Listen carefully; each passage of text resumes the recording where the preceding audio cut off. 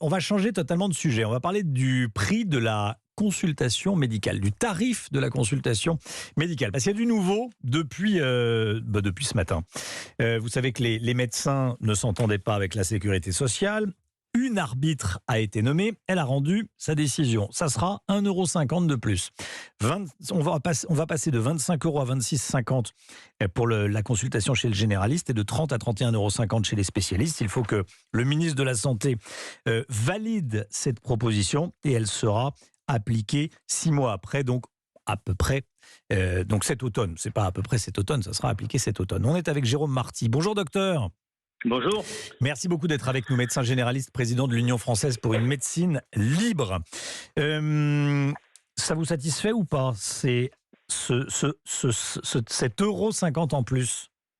Vous pensez bien que non, puisqu'on n'a pas signé la précédente convention, parce qu'il y avait déjà cette annonce-là, et là on y revient maintenant, avec un bémol quand même, c'est que Mme Annick Morel, qui est donc responsable de l'arbitre qui a pris cette décision, voilà, a annoncé que toutes ces décisions avaient été prises dans le sens d'une reprise rapide des négociations. Donc c'est un tarif qui vise à être en quelque sorte un plancher à partir duquel on peut construire une nouvelle convention, à la condition expresse que le président, le ministre de la Santé et le directeur de l'assurance maladie en décident d'eux-mêmes. Ah oui. Expliquez-nous exactement. C'est-à-dire qu'on va passer à 26,50 et ensuite on négocie. C'est-à-dire que non, il est probable qu'on va négocier dans les mois qui viennent, peut-être au mois de juin, peut-être au mois de septembre, une nouvelle convention qui viendrait remplacer, en quelque sorte, ce règlement arbitral si elle est signée. Le règlement arbitral, il a une durée de vie de 2 ans, mais dans ces 2 ans-là, on peut tout à fait renégocier. Donc ça part, à mon avis, d'un bon sentiment. Mais les 26,50 €, c'est un mépris qui continue. Vous pensez bien qu'avec une inflation entre 6 et 12%, les 26,50 €, ils sont perdus en même pas un an. Donc ça ne résout rien.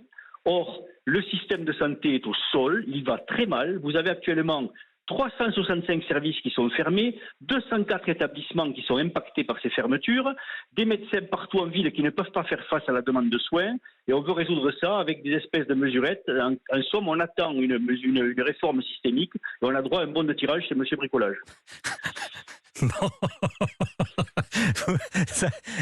On voit l'image. Non, mais l'image est très bonne, docteur.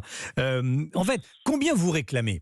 Quel est le juste prix d'une consultation?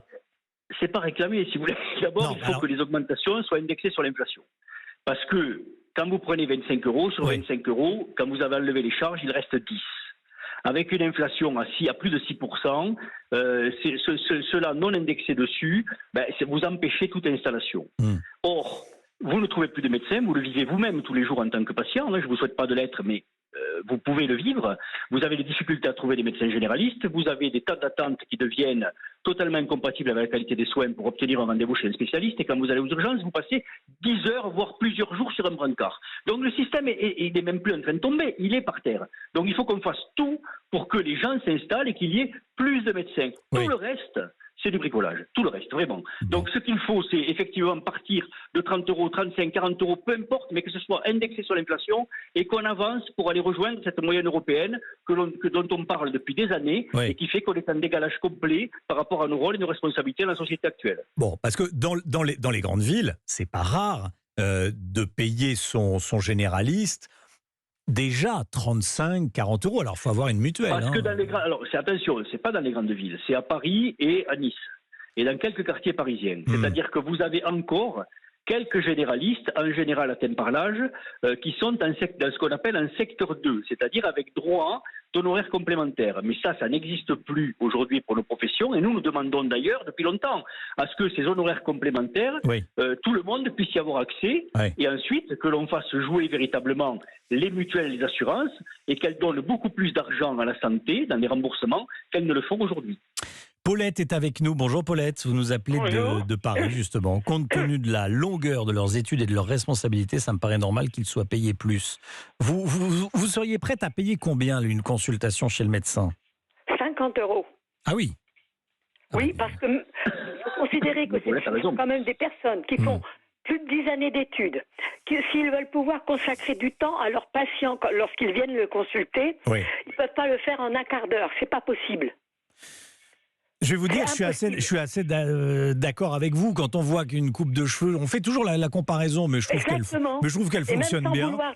C'est pas insultant pour les coiffeurs ou les coiffeuses, mais effectivement, quand on va chez le coiffeur, c'est 25 €. Hein, et c'est beaucoup plus pour une dame. Même 47 € ou 50 € suivant l'endroit. Oui, voilà, beaucoup plus pour une femme, bien sûr. Exactement. Alors, je pense, à mon avis, et par expérience, parce que malheureusement, moi, au mois de janvier, j'ai été très malade.